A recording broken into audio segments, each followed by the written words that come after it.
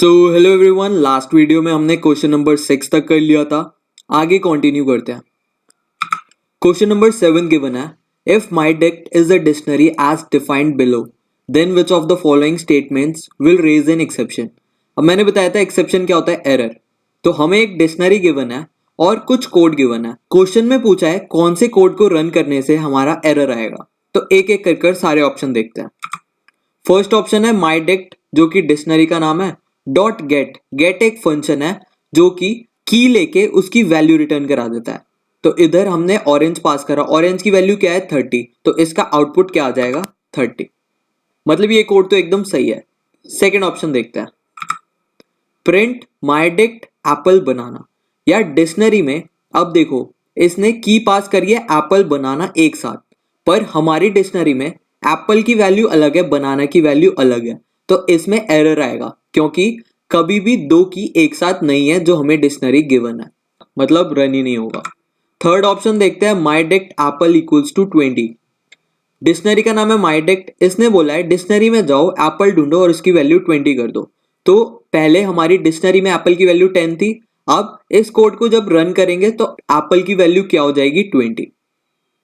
Fourth option देखते हैं, print str माई dict. str function क्या करता है, तुम जो भी इनपुट पास कराते हो उसे वो स्ट्रिंग में कन्वर्ट कर देता है।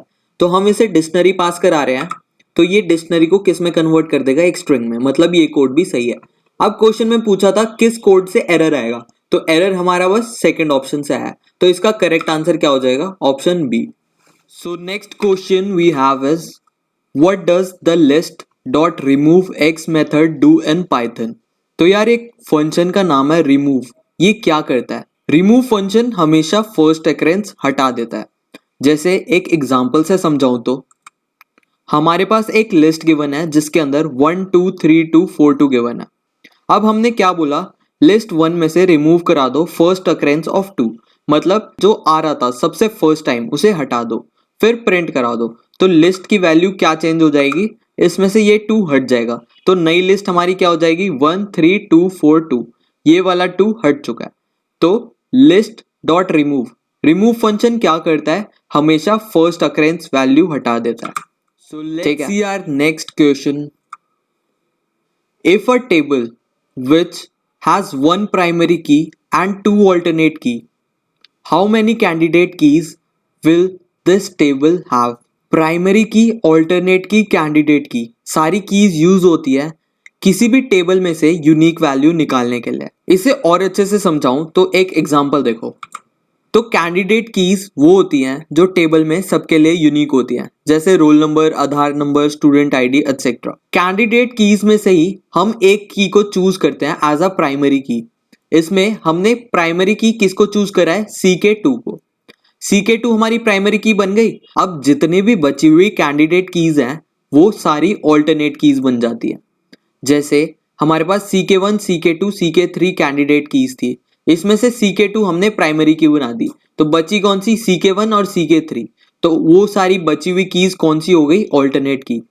तो क्वेश्चन में देखो हमें बोला है कि एक प्राइमरी की है, हमारे पास एक प्राइमरी की है, ठीक है, और दो ऑल्टरनेट किया है और दो ऑल्टरनेट किया है। तो टोटल कितनी कैंडिडेट कीज होंगी, टोटल कैंडिडेट कीज हमारे पास होंगी टोटल 3। तो इसका करेक्ट आंसर हो जाएगा 3। दोबारा समझाऊं तो कैंडिडेट कीज ऐसी कीज होती हैं जो टेबल में यूनिक डेटा आइडेंटिफाई कर सकती हैं, जैसे रोल नंबर, आधार नंबर या फिर तुम्हारा स्टूडेंट आईडी। अब जितनी भी कैंडिडेट कीज हैं उसमें से तुम कोई भी की सेलेक्ट कर सकते हो जो कि बेस्ट रहेगी एज अ प्राइमरी की। प्राइमरी की तुमने सेलेक्ट कर ली। अब प्राइमरी की सेलेक्ट करने के बाद जितनी भी बची हुई कीज हैं वो सारी ऑल्टरनेट कीज बन जाती है हमारी। Let's move to our next question. तो यार ये फाइल हैंडलिंग वाला क्वेश्चन है, इसे सबसे लास्ट में करेंगे क्योंकि ये 1 मार्क्स का है और बहुत टफ सा है। 11th क्वेश्चन देखते हैं, state whether following statement is true और false. The finally block in Python is executed only if no exception occurs in the try block. यार एक्सेप्शन हैंडलिंग की वीडियो देख लो अगर कुछ भी समझ नहीं आया, उसमें मैंने बताया था finally block no matter what चलता ही चलता है, भले कोई एक्सेप्शन आए या ना आए। क्वेश्चन में क्या पूछा है, फाइनली तभी चलता है जब ट्राई ब्लॉक में एक्सेप्शन नहीं आता। तो इसका आंसर क्या है? फॉल्स, क्योंकि फाइनली कोई भी कंडीशन नहीं देखता, वो हमेशा चलेगा चाहे कुछ भी हो रहा हो कोड में। So let's move to next question. तो यार हमें कुछ कोड गिवन है और हमसे उस कोड का आउटपुट पूछा है। जब भी आउटपुट वाले क्वेश्चन आए ऊपर से नीचे पढ़ना स्टार्ट कर दो। सबसे पहले हमने एक सी वेरिएबल लिया, उसकी वैल्यू असाइन करा दी 10, फिर एक फंक्शन बना दिया डेफ। जब भी फंक्शन आए उसे रीड मत करा करो जब तक कॉल ना होए। हमने एक फंक्शन बना तो दिया पर यूज केस हम तभी करेंगे जब उस फंक्शन को कोई बुलाएगा। अभी तक किसी ने बुलाया नहीं तो इसको इग्नोर मारो।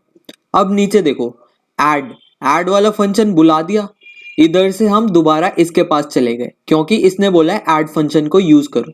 ठीक है, हम चले गए ऐड फंक्शन के पास। हमने बोल लिखा है ग्लोबल सी। ग्लोबल क्या करता है? ऊपर ढूंढता है कि सी की वैल्यू है कहीं, अगर है तो उसे यूज कर लो। तो ग्लोबल सी से हमारा सी की वैल्यू 10 यूज में आ जाएगी। नेक्स्ट लाइन में इसने बोला है सी इक्वल्स टू सी प्लस 2। जो भी सी की वैल्यू थी उसमें 2 ऐड कर दो, फिर प्रिंट करा दो सी और एंड में हैश लगा देना। तो सबसे पहले सी की वैल्यू क्या थी? 10। 10 में 2 ऐड कर दिया, क्या बन गया? 12। और 12 में एंड में क्या लगा दिया? हैश। तो इसका आउटपुट क्या हो जाएगा? 12 हैश आ गया आउटपुट। यहां तक हमने कोड कवर कर लिया। अब नेक्स्ट लाइन देखते हैं। फिर इसने बोला सी की वैल्यू को चेंज कर दो, क्या? 15 में।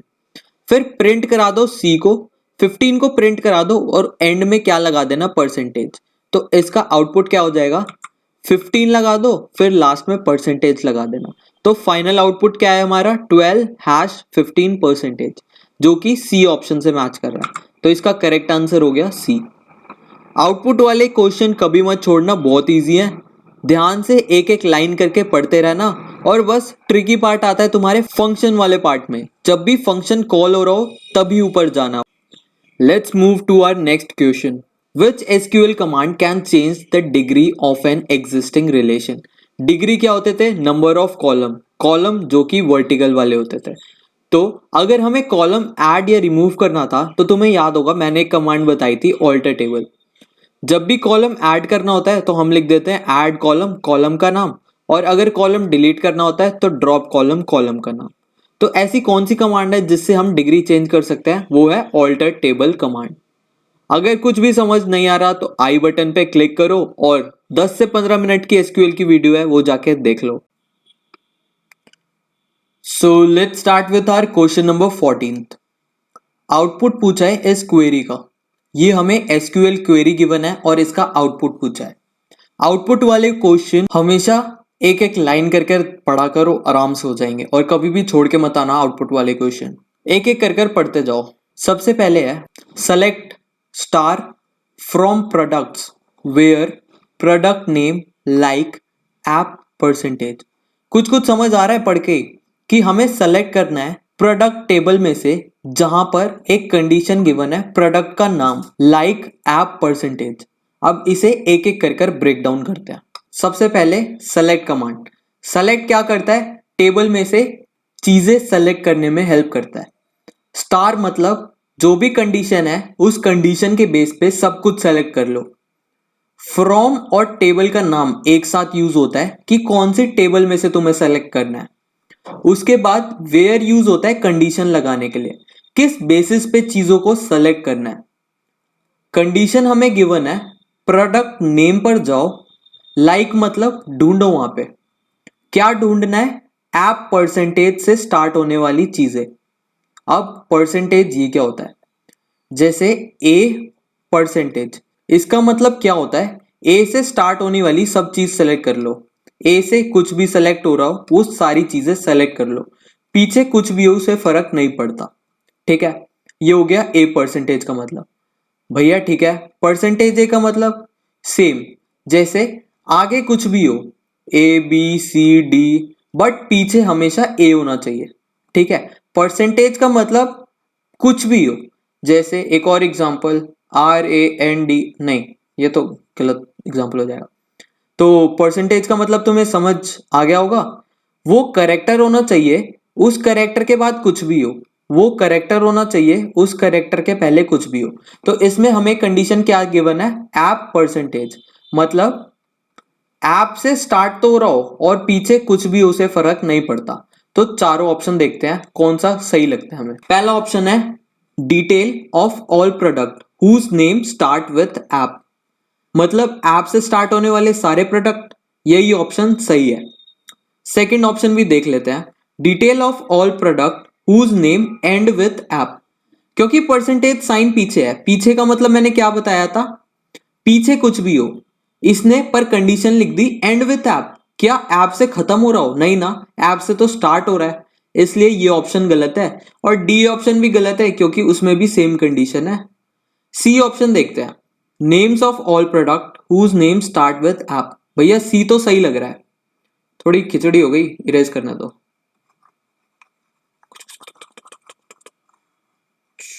सी ऑप्शन देख रहे थे ना, names of all product whose name start with app.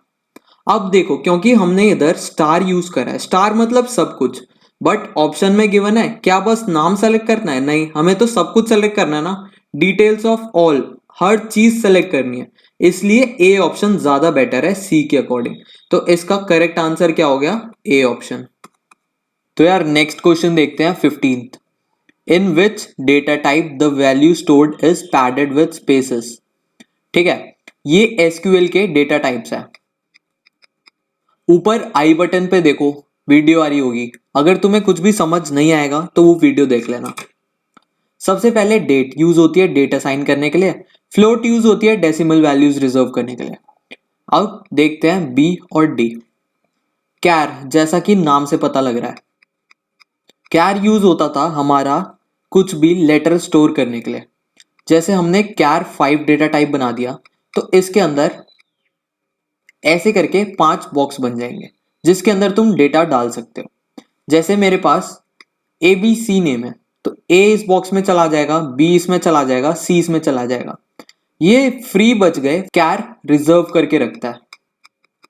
But अगर सेम काम हम वेर कैर से करते हैं,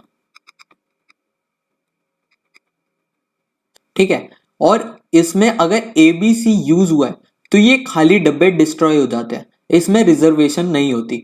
तो क्वेश्चन में यही पूछा है, अगर वैल्यू स्टोर्ड है पैडेड के साथ, मतलब स्पेसेस उसमें एक्स्ट्रा है, तो वो क्या रिजर्व रहेगा और किस में रहेगा, तो रिजर्व हमेशा किस में रहेगा, कैर डेटा टाइप में। ये मैंने बहुत डिटेल में एसक्यूएल वाली वीडियो में बताया, तो वो जाके देख लेना अगर समझ नहीं आया तो यार नेक्स्ट क्वेश्चन देखते हैं, question number 16, which aggregate function can be used to find cardinality।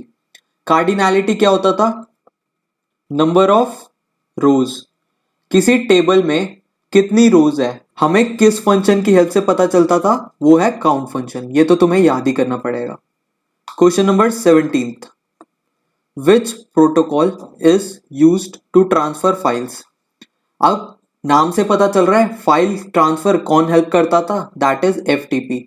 FTP की फुल फॉर्म क्या होती थी, फाइल ट्रांसफर प्रोटोकॉल। ठीक है, ये मैंने कंप्यूटर नेटवर्क वाले चैप्टर में बताया था, जाके वीडियो देख लेना।